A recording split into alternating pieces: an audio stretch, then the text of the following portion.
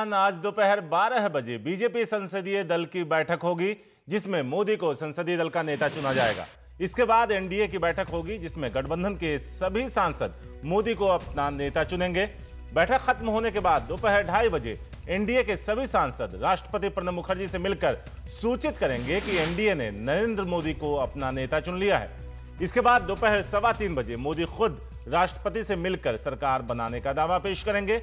इससे पहले कैबिनेट गठन को लेकर लगातार 2 दिनों तक एनडीए नेताओं और मोदी के बीच मेलजोल का सिलसिला जारी रहा।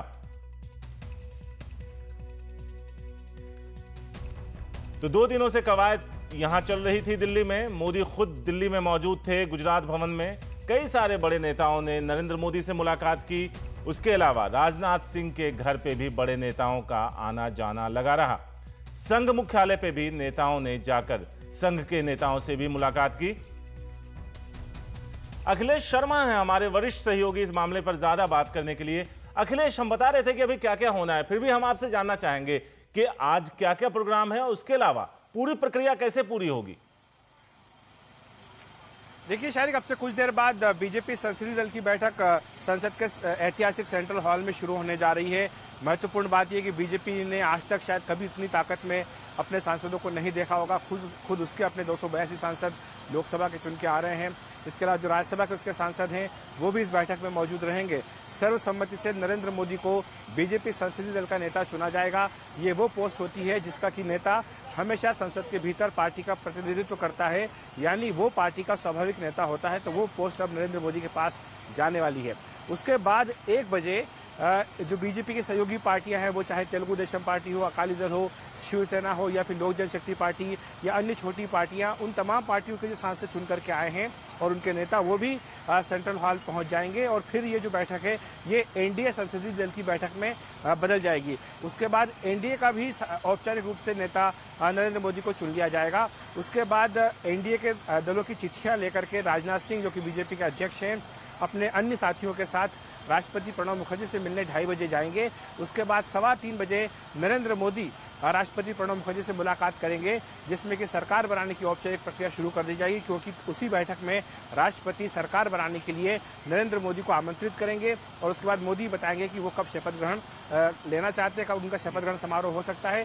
संभावना जताई जा रही है कि 25 तारीख को राष्ट्रपति भवन के अहाते में ये शपथ ग्रहण समारोह हो सकता है। अखिलेश, अगर देखें तो 1984 को और 2009 को अगर हम छोड़ दें तो जब भी नेता चुनने की बात आई है तो काफी सारे नेता दौड़ में हुआ करते थे, उधेड़बुन हुआ करता था, अटकलों का दौर होता था।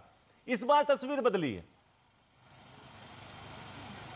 बिल्कुल तस्वीर बदली हुई है, क्योंकि बीजेपी ने शुरुआत से ही इस चुनाव को पूरी तरह से राष्ट्रपति चुनाव की तर्ज पर लड़ा था।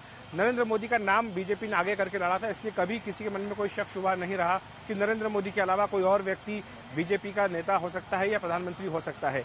जहां तक 2004 की बात है, तब सोनिया गांधी के बारे में माना गया था कि वही प्रधानमंत्री हो सकती हैं, लेकिन उसके बाद उन्होंने आखिरी वक्त पर इनकार करके मनमोहन सिंह का नाम आगे बढ़ाया था। और इसी सेंट्रल हॉल में तब भी कांग्रेस के संसदीय दल की बैठक हुई थी। इसको पूरे देश ने देखा था कि किस तरह से सोनिया गांधी ने इनकार किया था।